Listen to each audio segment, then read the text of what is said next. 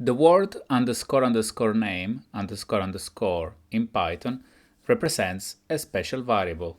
Let's find out how you can use it in your Python programs. There are many special variables in Python that start and end with double underscores. To make it short, they are referred to as dunder from double underscores. So underscore underscore name underscore underscore is pronounced dunder name. Let's see what the value of dunder name is by using the Python shell. As you can see, the value is underscore underscore main underscore underscore. Now let's try to import a Python module to see the value assigned to the dunder name variable associated to the module.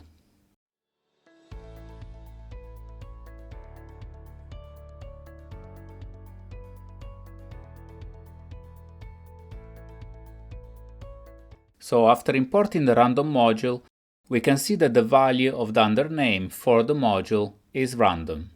It's basically the name of the module. So we know a little bit more than before, but let's see if we can clarify the concept using a Python program.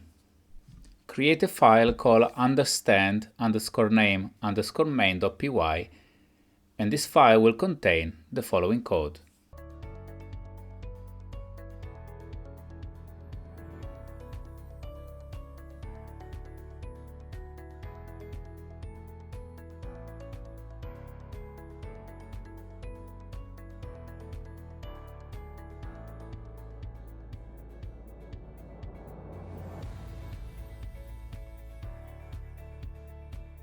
Our code contains a single print statement that uses the string format method to print the value of dunder name. Let's see what happens when we run this code directly. When we execute this code directly by referencing the Python file, the value of dunder name is dunder main. Now let's open the Python shell and import the module we have created.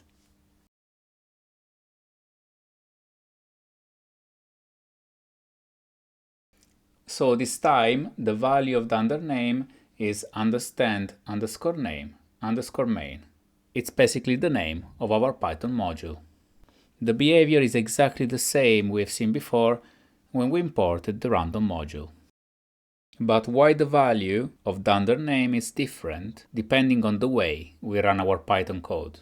How can we use this in our Python programs?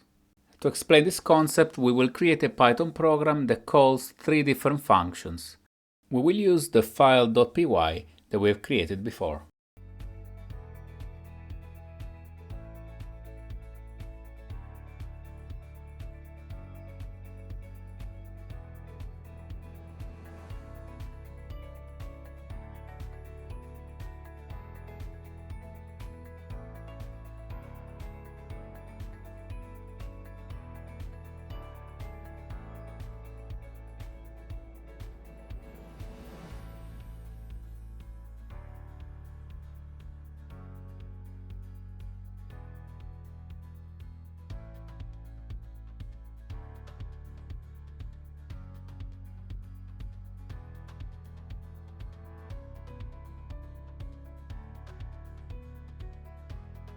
This code runs three functions, three very simple functions that call a print statement.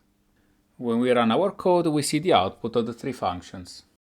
Now, let's say another Python program needs to use the function step 1. To do that, we would have to import our file as a module. Here's what happens when we do that.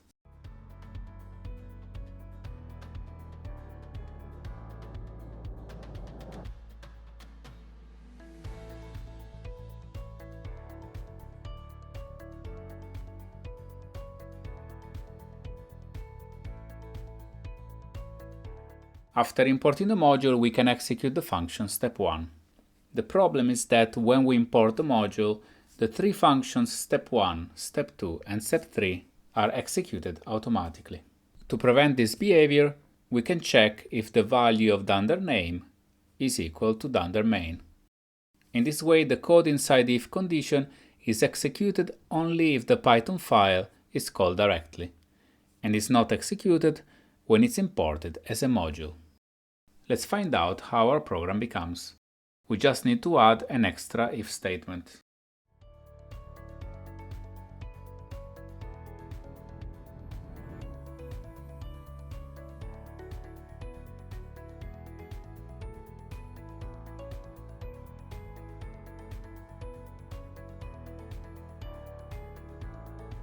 Let's confirm that the three functions are still executed when we call the Python program directly. All good so far. Now we want to confirm that the three functions are not executed when we import this as a module. That's good. The if statement we have added to our Python program prevents the three functions from being executed automatically when we import our module. And let's confirm that we can still call the step1 function after importing the module. Also, for a moment, assume that the new module we have created includes hundreds of functions, and you don't want to import all of them. How can you just import the step1 function? To do that, we can use the following syntax. From name of the module, import the function you want to import. In this example, step1. As you can see, we can call the step1 function without problems. Let's see what happens when we call step2. The Python interpreter says that step2 is not defined because we have only imported step1. Also, for those who are not familiar, I want to introduce the concept of main. This is quite standard in languages like Java or C, and it represents the entry point for the execution of a program. A common approach used in Python is to create a function called main, executed inside the if statement that checks the value of the dunder name variable. The main function is the place where all our functions are called to obtain a specific result. In our case, in our main function, we will call the functions step1, step2, and step3.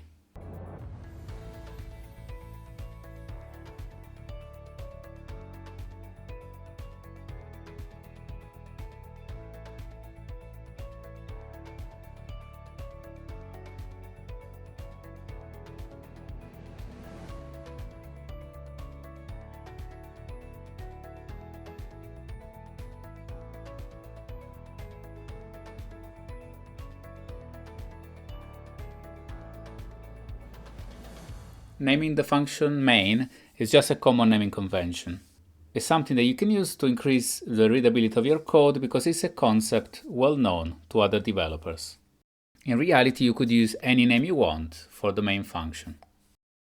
Before continuing, verify that this code works well, both by executing the code directly and also by importing this module. Before completing this tutorial, I want to show you how to pass arguments to your Python application. To handle them, we will use the sys module. Let's create a file called test_args.py. First of all, we import the sys module. Then we will define the main function that takes as input args and prints the value of args. We will understand what args is when we execute our program. And finally, we define an if statement to verify when the value of dunder name is equal to dunder main. Inside the if statement, we call the main function and we pass to it sys.argv. Let's see what happens when we run our program in the terminal.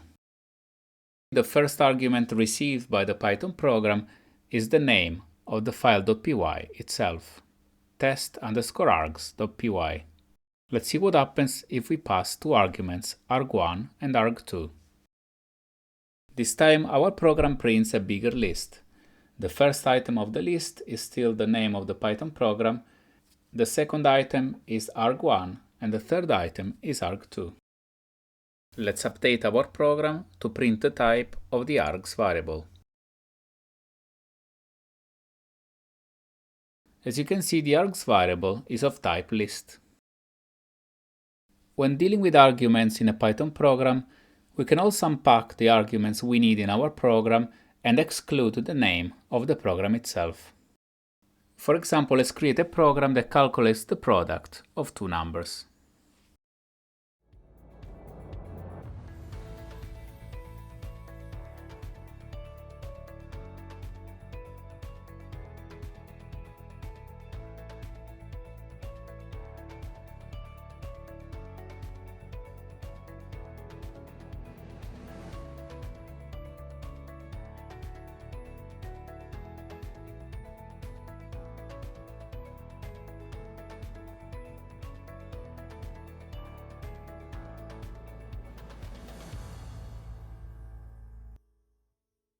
As you can see, we use the slice operator to get the values of arg1 and arg2. We then passed arg1 and arg2 to the main function that returns the product of the two numbers. Let's verify that the program works as expected. Now you know how to use dunder name in your Python programs. And you also know what are the different values that dunder name gets depending on how you run the Python program, either if you run it directly or if you import it as a module. If you found this video useful, give it a like. Also, remember to subscribe to CodeFather so you don't miss any of the tutorials that I will be publishing in the future. Happy coding and see you in the next video.